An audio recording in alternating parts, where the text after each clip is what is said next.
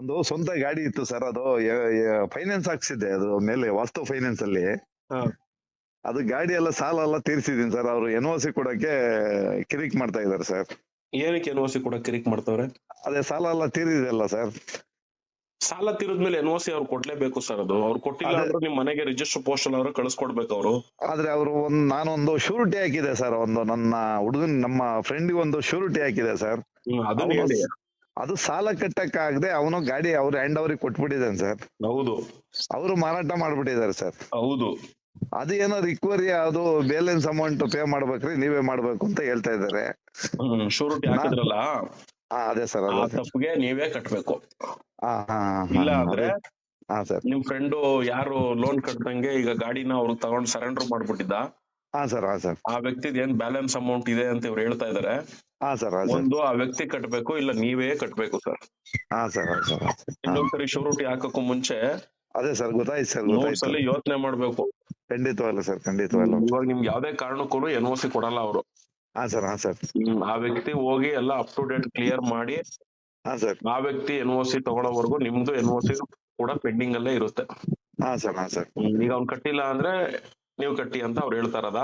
ಹೌದು ಸರ್, ಹೌದು ಸರ್. ನಾನು ಹೇಳ್ದೆ ಸರ್ ಅವ್ರಿಗೆ, ನಾನು ಹೇಳ್ದೆ, ಅಲ್ಲ ಸರ್ ನಾನು ಶೂರಿಟಿ ಹಾಕಿರೋದನ್ನ ಸತ್ಯ. ಸೊ ಅವ್ರಿಗೆ ನೀವು ಗಾಡಿ ಮಾರಾಟ ಮಾಡಕ್ಕಾಗ್ಲಿ ಅಥವಾ ನೀವು ಅವ್ರಿಗೆ ನೋಟಿಸ್ ಇಶ್ಯೂ ಮಾಡಿಲ್ಲ, ಮತ್ತೊಂದಿಲ್ಲ, ಏನಿಲ್ಲ, ನನಗೂ ಸಹ ಮಾಹಿತಿ ಇಲ್ಲ. ನಾನು ಗ್ಯಾರಂಟಿ, ನನಗೂ ಒಂದು ಮಾಹಿತಿ ಕೊಟ್ಟಿಲ್ವಲ್ಲ ಸರ್. ಅಂದ್ರೆ ಏನೋ ಒಂದು ಅಡ್ಜಸ್ಟ್ ಮಾಡೋಣ್ರಿ, ಎಷ್ಟು ಪೇ ಮಾಡ್ತಿರ್ರಿ ಅಂತ ಕೇಳ್ತಾ ಇದಾರೆ ಸರ್ ಅವರು. ಸರ್ ಒಂದ್ ಹೇಳ್ತೀವಿ ಕೇಳಿ, ಗಾಡಿ ಯಾವತ್ತೇ ಆಗ್ಲಿ ಸೀಸ್ ಆಗುತ್ತಲ್ವಾ, ಬ್ಯಾಂಕ್ ಅವರು ಈ ಏಜೆನ್ಸಿ ಅವ್ರನ್ನ ಬಿಟ್ಟು ಸೀಸ್ ಮಾಡಿಸ್ತಾರಲ್ವಾ. ಹೌದು ಸರ್, ಹೌದು. ಸೀಸ್ ಆಗಿ ಶೆಡ್ ಗಾಡಿ ಎತ್ಕೊಂಡು ಹೋದ್ಮೇಲೆ ಹಾ ಸರ್. ಆ RCಗೆ ಅಂದ್ರೆ ಆ ಗಾಡಿಗೆ ಸಂಬಂಧಪಟ್ಟಿರುವಂತ RC ಮಾಲೀಕ ಯಾರಿದಾನೆ, ಹಾ ಸರ್. ಅವನೇನೆ ಅವ್ರ ನೋಟಿಸ್ ಕೊಡ್ಲಿ ಬಿಡ್ಲಿ ಬ್ಯಾಂಕ್ ಹೋಗ್ಬೇಕು.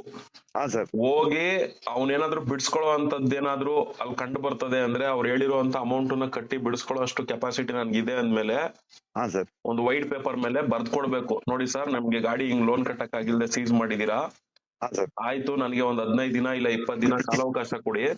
ಹಾ ಸರ್. ನಾನೇನಾದ್ರೂ ಆ ಕಾಲಾವಕಾಶದಲ್ಲಿ ಬಂದು ಅಮೌಂಟ್ ಪೇ ಮಾಡಿಲ್ಲ ಅಂದ್ರೆ ಹಾ ಸರ್. ಆಗ ನೀವು ಈ ಗಾಡಿನ ಏನು ಮಾರ್ಕೆಟ್ಗೆ ಹಾಕಿ ಸೇಲ್ ಮಾಡ್ತೀರಿ. ಹಾ ಸರ್. ಆಟೋಮಾಲ್ ಅವ್ರದ್ದು ಇರುತ್ತೆ, ಆಟೋಮಾಲ್ ಅನ್ಬಿಟ್ಟು. ಹಾ ಸರ್.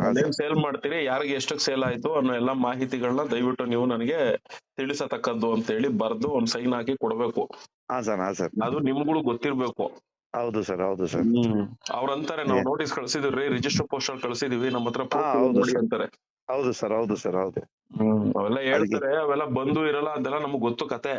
ಹಾ ಸರ್. ಹಾ ಸರ್. ಹಾ ಸರ್. ಅವೆಲ್ಲ ನೋಡ್ಕೊಂಡ್ ಮಾಡ್ಬೇಕು ಸರ್, ತುಂಬಾ ಕೇರ್ಫುಲ್ ಆಗಿ ಮಾಡ್ಬೇಕು. ಅದೇ ಸರ್, ಇವಾಗ ಏನ್ ಇದಕ್ಕೆ ಪರಿಹಾರ ಸರ್? ನಾವು ಹೋದ್ರೆ ಅವರು ಈ ತರ ಮಾತಾಡ್ತಾರೆ, ಏನಾದ್ರು ನಿಮ್ ಕಡೆಯಿಂದ ಏನಾದ್ರು ಸಹಾಯ ಆಗುತ್ತಾ ಅಂತ ಸರ್? ನೀವು ಬಂದ್ ಮಾತಾಡಿದ್ರೆ ಅದು ಬಗೆಹರಿದು ಬಿಡುತ್ತೆ ಸರ್. ಒಂದ 10 ನಿಮಿಷಕ್ಕೆ ಬಗೆಹರಿತ ಸರ್. ನಾವು ಒಬ್ಬಂಟಿಗೆ ಮಾತಾಡೋದ್ರಲ್ಲಿ ಶಕ್ತಿ ಇರಲ್ಲ ಸರ್.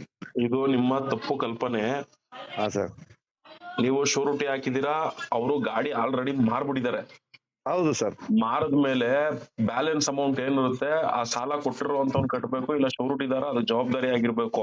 ಹಾ ಸರ್. ಇದಕ್ ಮಾತಾಡೋದ್ರಿಂದ ಸಮಸ್ಯೆ ನಾನೇ ಅಂತ ಅಲ್ಲ, ಈ CM DK ಶಿವಕುಮಾರ್ ಅವರಲ್ಲ, ಅವ್ರು ಬಂದ್ ಮಾತಾಡಿದ್ರು ಅವೆಲ್ಲ ಆಗದೆ ಇರೋ ಕತೆ. ಪ್ರೊಸೀಜರ್ ಏನಿರುತ್ತೋ ಅದನ್ನ ಮಾಡ್ಲೇಬೇಕು ನೀವು.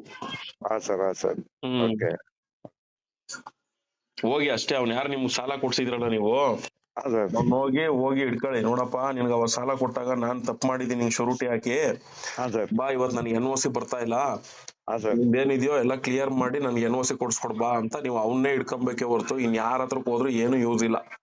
Okay sir. Okay sir. Okay. ತಿಳ್ಕೊಂಡ್ರ?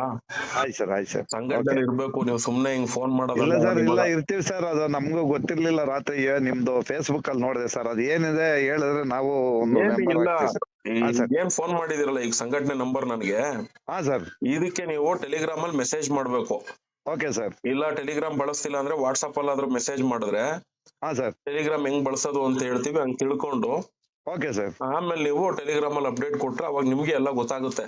ಸರಿ ಸರ್, ಸರಿ ಸರ್, ಓಕೆ ಸರ್, ಮಾಡ್ತೀನಿ ಸರ್. ಎಲ್ಲೂ ಬರ್ಬೇಕಾಗಿಲ್ಲ, ಎಲ್ಲೂ ಇದ್ ಮಾಡಂಗಿಲ್ಲ. ನೀವು ಕೂತಿದ್ದ ಜಾಗದಲ್ಲಿ ಕೆಲಸ ಆಗುತ್ತೆ. ನೀವು ಅದೆಲ್ಲ ಮಾಡ್ಕೊಳಕ್ ರೆಡಿ ಇರಲ್ಲ ಅಷ್ಟೇ. ಇಲ್ಲ ಸರ್, ಇಲ್ಲ ಇಲ್ಲ, ನಾವು ಖಂಡಿತವಲ್ಲ, ನಮ್ಗೆ ತಾಳ್ಮೆ ಇದೆ ಸರ್, ಮಾಡ್ಕೊಂತೀವಿ ಸರ್. ಮಾಡ್ಕೊಳ್ಳಿ. ತಾಳ್ಮೆ ಇದ್ದಿದ್ರೆ ನೀವ್ ಯಾಕೆ ಹೋಗಿ ಶೂರಿಟಿ ಹಾಕ್ತಿದ್ರಿ? ಸರ್ ಏನ್ ಮಾಡೋದು ಸರ್, ಅನುಭವ ಇಲ್ಲ, ಏನೋ ಒಂದ್ ಒಳ್ಳೇದಾಗ್ಲಿ ಒಬ್ರಿಗೆ ಅಂತ ಮಾಡ್ದು ಸರ್, ಸರ್ ಅಷ್ಟೇ ಇನ್ನೇನು. ಒಳ್ಳೇದೇ ಯಾವತ್ತೇ ಕೆಟ್ಟದಾಗದ್ ಯಾವ್ದು ಅಂದ್ರೆ ನಾವ್ ಮಾಡೋ ಒಳ್ಳೆ ಕೆಲ್ಸನ ನಮ್ ಪಾಲಕ್ ಕೆಟ್ಟದಾಗದು. ಹೌದು ಸರ್, ಹೌದು, ಇವಾಗ ಹಂಗೆ ಆಗಿದೆ ಸರ್. ನಾವಾಯ್ತು ನಮ್ ಪಾಡಾಯ್ತು, ಹೌದು ಸರ್, ಹೌದು, ತರದಲ್ಲಿ ಬದುಕಿದ್ರೇನೆ ಜೀವನ. ಖಂಡಿತವಾಗ್ಲು ಸರ್, ಖಂಡಿತವಾಗ್ಲು ಸರ್. ನಾವ್ ಯಾವತ್ತು ಒಳ್ಳೆ ಕೆಲ್ಸ ಮಾಡ್ಬೇಕು ಅಂತ ಒಂದ್ ಸ್ಟೆಪ್ ಮುಂದೆ ಇಡ್ತೀವಿ, ಹಾ ಸರ್, ಅವತ್ತಿಂದಾನೇ ಕೆಟ್ಟದಾಗಕ್ ಶುರು ಆಯ್ತದೆ. ಹೌದು ಸರ್, ಹೌದು ಸರ್, ಖಂಡಿತವಾಗ್ಲು ಸರ್, ಕೆಟ್ಟದಾಗದ್ ಏನು ಎತ್ತ ಅಂತೆಲ್ಲ ತಿಳ್ಕೊಳ್ಳೋದೇ ಜೀವನ. ಖಂಡಿತವಾಗ್ಲು ಸರ್, ಖಂಡಿತವಾಗ್ಲು. ಹೊಡೆತ ತಿಂದ್ಮೇಲೆ ನೆಕ್ಸ್ಟ್ ಟೈಮ್ ಇನ್ ಯಾರ್ಗುನು, ಹೌದು ಹೌದು ಹೌದು ಹೌದು, ನಿಮ್ ಹೆಂಡತಿ ಮಕ್ಳು ಇಬ್ರು ಬಿಟ್ರೆ ಇನ್ ಯಾರಿಗೂ ಶೂರಿಟಿ ಹಾಕ್ಬಾರ್ದು ನೀವು. ಖಂಡಿತವಾಗ್ಲು ಹಂಗೆ ಯಾಕೆ ಆಗಿದೆ ಹೇಳಿ, ಸರ್. ಅವ್ರು ತಿಂದ್ರೆ ಅವ್ರು ತಿಂದಿರ್ತಾರೆ, ಹೌದು ಸರ್, ಹೌದು ಸರ್, ತೀರ್ಸಿದ್ರೆ ಅವ್ರ ಋಣ ತೀರ್ಸಂಗ ಆಯ್ತದ, ಅದ್ ನಿಮ್ ಕರ್ತವ್ಯ. ಹೌದು ಸರ್, ಹೌದು ಸರ್, ಅದನ್ ಹೌದು ಬಿಟ್ಟು ಸರ್, ಯಾರಿಗೆ ನೀವು ಶೂರಿಟಿ ಹಾಕೊಂಡ್ ಕೂತ್ಕೊಂಡ್ರು ಹೌದು ಸರ್, ನೀವು ಬೀದಿ ಬತ್ತೀರಾ, ಅವ್ರು ಆರಾಮಾಗಿರ್ತಾರೆ. ಹೌದು ಸರ್, ಈಗ ಹಂಗೆ ಆಗಿದೆ ಸರ್. ಸರಿ ಆಯ್ತು. Okay sir, okay okay.